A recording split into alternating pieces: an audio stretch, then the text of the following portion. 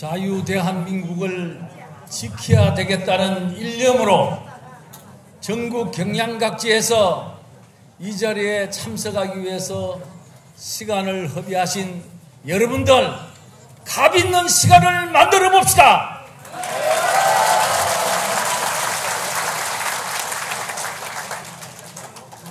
국가는 국민이 주인입니다.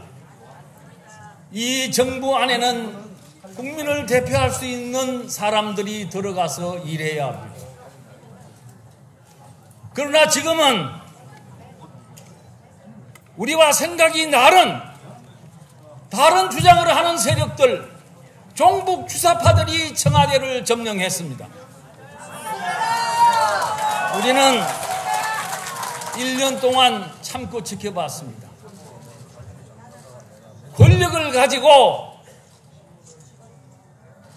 방송을 장악하고 적폐청산이라는 이유로 언론을 급박해서 온 언론이 침묵을 강요당하고 있는 현상을 우리는 지금 보고 있습니다.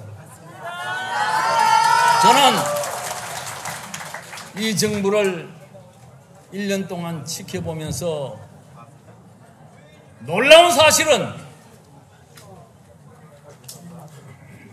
지난 동계올림픽 때 참석했던 북한의 김영남, 김여정이를 환영하는 그 장소를 보면은 언론에 다 보도가 되었습니다만은 벽에 신영복 선생의 그림을 붙여놓고 신영복 씨가 쓴 통이라는 글씨, 붓글씨를 걸어놓고 잘 준비된 배경 아래서 김영남, 김여정에게 하는 얘기가 나는 신영복 선생을 가장 존경합니다.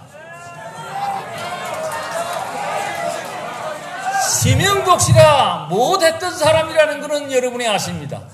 1968년 통일혁명당을 만들어서 대한민국의 정부를 번복시키려고 하는 국가보안법위반죄로 20년 동안 형무소를 살한 사람입니다. 그분을 북한 대표들에게 내가 가장 존경하는 사람이라고 얘기한 것은 도대체 문 대통령이 그들에게 어떤 메시지를 보내려고 한 것인지 한번 상상해 보십시오. 이해가 가지 않습니다. 대한민국 대통령으로서는 할 수 없는 얘기를 했다는 것을 우리 분명히 인정하고 가야 됩니다.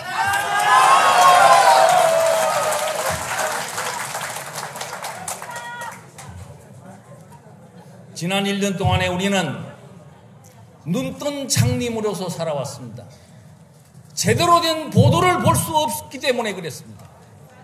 어떤 일이 일어났는지 아직도 우리는 확인할 길이 없습니다.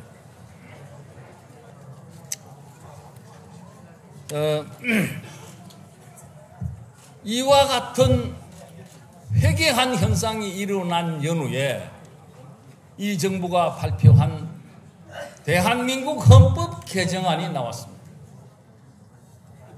내용이 놀랍습니다. 상상하지 못했던 내용들이 나옵니다.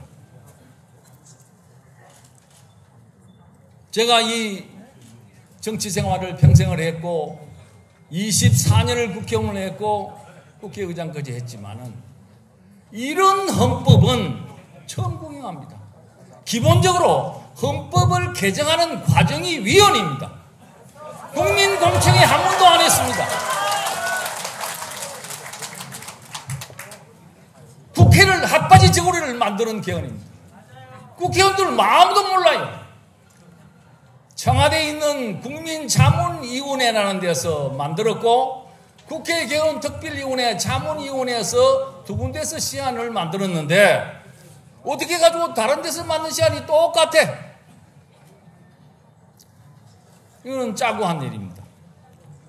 이 나라 체제를 바꾸려고 하는 위험한 시기에 우리가 있다는 사실을 여러분이 인식해야 합니다. 용감한 헌법재판소 공보관 한 분이 글을 썼습니다. 헌법 개정안은 그 준비 과정이 위헌이다. 개헌의 핵심은 지방 분권인데 이것은 연방제 국가를 지향한다는 뜻이다. 지방정부의 용어라는 것은 연방제에서나 쓰는 것이다. 남북이 연방제로 가려면은 통치적 이념과 체제가 같아야 가능한 일이다. 바로 이 개헌 작업은 이와 같은 남북 연방제를 위한 준비 작업이다. 아주 정확하게 이분은 지적을 했습니다. 여러분들이 이와 같은 사실을 분명히 알 필요가 있습니다. 왜? 국가의 주인이기 때문에. 한 가지 이 자리에서 우리 확인하고 넘어갈 일이 있습니다. 문재인 대통령이 얼핏 하면은 촛불정신, 촛불혁명 이걸 얘기합니다. 자, 그러면 촛불 집회가 혁명이냐 아니냐 확인할 필요가 있습니다. 이 자리에서. 혁명이라고 말하면은 혁명 세력이 와서 구호를 외치면서 체제를 바꾸는 혁명이라면은 그것의 현장을 우리가 한번 연상해 볼 필요가 있습니다. 그 모여있는 세력들은 민노총 정교조를 중심으로 하는 대진본부라는 조직이 했습니다. 그 대진본부에는 1500개 좌파 단체들이 모인 단체입니다. 그 좌파 동북단체가 그 촛불 시위의 주인공입니다. 또 혁명이라면은 그 사람들이 소위 이념을 표시하고 구호가 있는데 그 구호의 내용이 뭔지를 여러분들은 기억할 것입니다. 그 구호는 반미 체제 변혁을 요구하면서 국가보안법 폐지하고 미군 철수하고 연방제 통일을 추구하고 노동자가 주인이 되는 세상이 되어야 되고 자본주의가 문제다. 답은 사회주의다. 이건 다 아시지 않습니까? 이런 구호를 앞장 세운 이른바 시위를 이 정부는 혁명이라고 말합니다. 만약에 이것이 진짜 혁명이라고 한다면은 이것은 좌의 혁명입니다.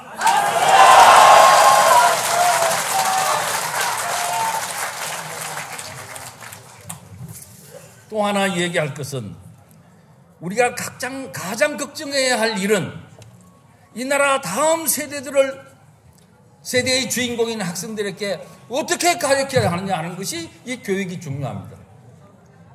이 정권이 들어선 이후에 개편된 역사 교과서 내용이 있습니다. 경악을 금할 수 없습니다. 과거 교과서에 북한은 한반도의 평화와 안전을 위협하고 있다라는 문장을 삭제해버렸습니다. 새마을 운동을 없애버렸습니다.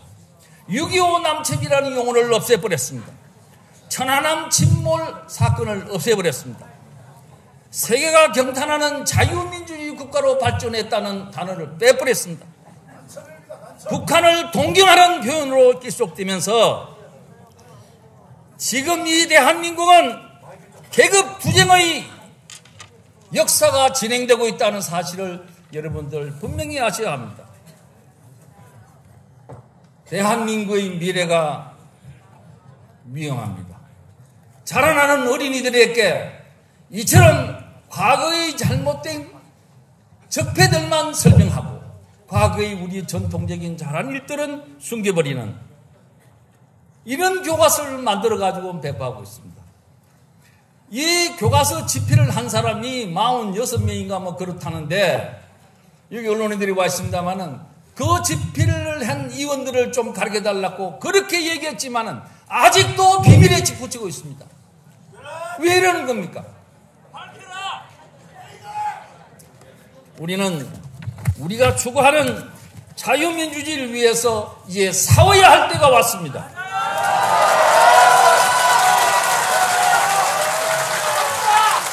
여러분, 촛불 정신은 첫 번째, 정권을 쟁탈하기 위한 투쟁입니다. 둘째는 우리의 기본 체제를 바꾸려고 하는 좌익 혁명이었다라는 사실을 이 자리에서 확인합시다.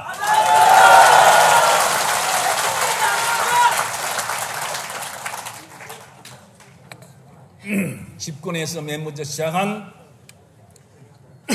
언론의 장악, 언론이 침묵하고 있으면 이제부터 본격적으로 작업을 시작할 것입니다. 권력이 잘못된 것을 보고 국민이 침묵하고 가만히 있으면 그 정권은 더 교만해지고 더 악랄해지는 것이 역사의 교훈입니다. 감시받지 않는 권력은 부패하고 독선으로 갑니다. 이제 우리는 더 이상 이것을 방치할 수 없다는 것이 오늘 이 모임의 취지입니다. 처칠은 전쟁을 하다가 싸우다 진 사람은 다시 일어설 수 있지만은 무릎 꿇고 굴복한 사람들은 다시 일어날 수 없다라. 그 명언입니다. 앞으로 이 나라가 어디로 갈는지는 지금 이 시대에 사는 우리들의 역할이 됩니다. 보수 세력의 촛불은 보수 세력을 촛불로 불태워버려야 된다. 그 얘기 문재인 대통령이 했습니다. 어떤 국무총리 출신은 보수를 괴멸시켜야 된다고 얘기했습니다. 여러분, 나는 진보를 불태우겠다, 진보를 괴멸시키겠다고 얘기하지 않습니다. 왜? 자유민주주의는 진보와 보수가 자유롭게 토론하고 경쟁하면서 싸워나가는 것이 자유민주주의이기 때문에 그렇습니다. 우리는 정도를 가야 합니다.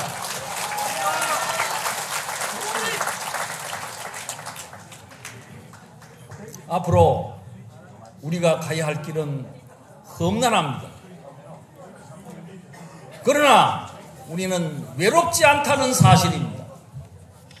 이 나라를 자유민주주의 국가로 반듯하게 세우기 위해서 저는 비폭력주의 평화적 시위를 통해서 싸우겠다고 여러분에게 다 같이 선언하는 것입니다. 제가 하고 싶은 얘기는 많습니다만은 이렇게 아까운 시간을 쪼개서 오신 여러분들에게 요지만 말씀을 드리고 나머지 원로들께서 간단하게 여러분에게 하실 말씀이 있을 것입니다. 여러분 감사합니다.